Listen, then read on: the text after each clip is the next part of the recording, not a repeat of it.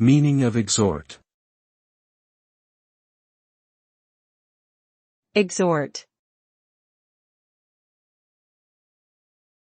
Exhort. Exhort.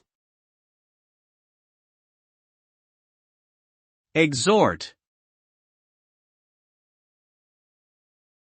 The word exhort means to strongly encourage or urge someone to do something.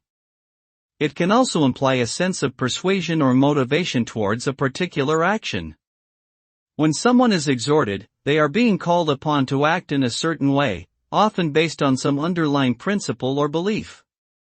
The result of exhortation is typically increased motivation or willingness to take action, as well as a heightened sense of purpose or direction.